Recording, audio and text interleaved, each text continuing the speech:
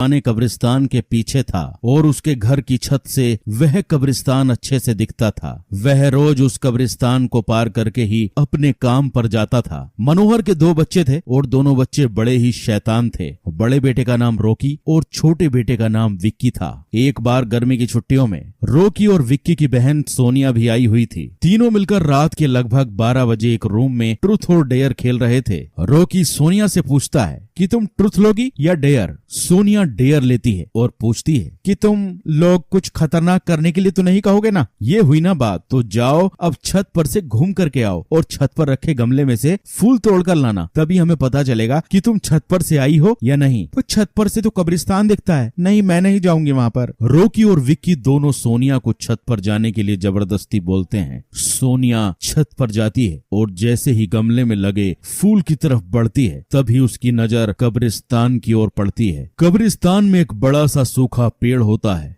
वह देखती है कि उस पेड़ पर एक सर कटी हुई उल्टी लाश लटक रही होती है। सोनिया उसे देखती है और जोर से चिल्लाती हुई बेहोश हो जाती है। फिर जब सोनिया बहुत देर तक छत पर से नहीं लौटती है तो रॉकी और विक्की दोनों डर जाते हैं। वह छत पर जाकर देखते हैं तो पाते हैं कि सोनिया बेहोश पड़ी है। वो तुरंत मनोहर को बुलाते हैं और सारी बात बताते हैं। तुम तीनों को ऐसा खेल खेलने की जरूरत क्या थी? और रॉकी, तुम तो जानते हो कि उस कब्रिस्तान के बारे में कैसी कैसी खबरें आती हैं, फिर भी तुमने सोनिया को रात में छत पर जाने के लिए क्यों भेजा? सॉरी डैड, मुझसे गलती हो गई। हम आगे से कभी ऐसा नहीं करेंगे और फिर कभी दोबारा ऐसा काम किया तो तुम दोनों को उस कब्रिस्तान में छोड़ाऊंगा। अच्छा सोनिया बेटी, ये बताओ तुमने वहाँ ऐसा क्या देख लिया कि तुम वहीं बेहोश हो गई? सोनिया सहमी हुई हालत में मनोहर को सारी बात बताती है कि उसने क्या देखा। मनोहर ने उस कब्रिस्तान के बारे में ऐसी खबरें पहले भी सुनी हुई थी, इसलिए वह सोनिया को डांटता नहीं है और बच्चों को संभल कर रहने की सलाह देता है। एक दिन मनोहर को काम से छुट्टी मिलने में देर हो जाती है और उस दिन उसे ऑटो भी नहीं मिलता है।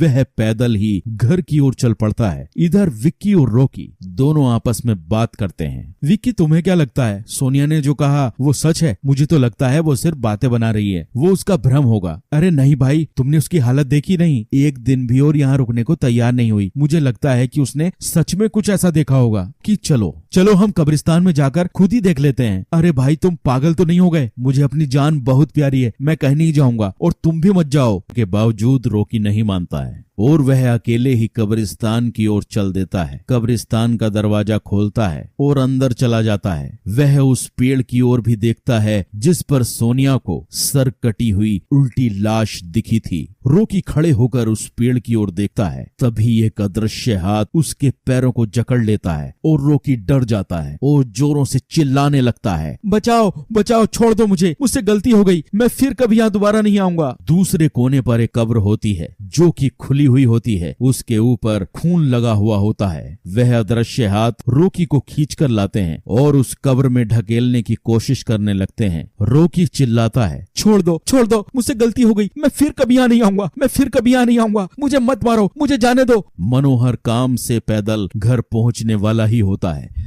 जैसे ही वह कब्रिस्तान से गुजरता है उसे रॉकी की आवाज सुनाई देती है। ये क्या? ये तो रॉकी की आवाज लगती है, ये तो कब्रिस्तान से आ रही है, मुझे जाकर देखना चाहिए। मनोहर कब्रिस्तान में चारों ओर देखता है लेकिन रॉकी कहीं नहीं दिखाई देता है। वह घर लौटकर आता है, किसे पूछता है कि रॉकी कहाँ है। पापा मेरे मना करने के बावजूद भी रॉकी कब्रिस्तान में चला गया। वो जानना चाहता था कि सोनिया जो कह रही है वो सच है या नहीं। हमारे पास समय बिल्कुल भी नहीं है, जाओ घर के मंदिर में शंख में जो जल रखा है वो जल्दी से लेकर आओ, हमें रॉकी को खोजने कब्रिस्तान जाना पड़ेगा। विक्की वो जल लेकर आता है। मनोहर और विक्की कब्रिस्तान में जाते हैं। मनोहर जल छिड़कता है, फिर उसे किसी के घसीटने का निशान दिखाई देता है। वह समझ जाता है और फिर उस निशान का पीछा करते हुए उस कब्र तक पहुंच जाता है। मनोहर कब्र के आसपास वो जल छिड़कता है। कब्र से अजीब अजीब सी आवाजें आती हैं। विक्की बहुत डर जाता है। मुझे लगता है कि श्रापित प्रेत आत्माओं ने रॉकी को इस कब्र के अंदर कैद कर लिया है, हमें जल्द ही इसे निकालना होगा। तुम ये पवित्र जल आसपास छिड़कते रहो, इससे वो प्रेत आत्माएं कोई नुकसान नहीं पहुंचा पाएंगी। मैं कब्र को खोलने की कोशिश करता हूँ। मनोहर उस कब्र को खोलने की बहुत कोशिश करता है। अंत में वह कब्र खुल जाती है। उसके अंदर रॉकी लथपथ बेहोश पड़ा होता है। मनोहर रॉकी को लेकर हॉस्पिटल जाता है। उसकी हालत बहुत गंभीर होती है। उस दिन के बाद मनोहर उस घर को छोड़कर शहर से दूर एक दूसरे घर में अपने पूरे परिवार के साथ रहने चला जाता है।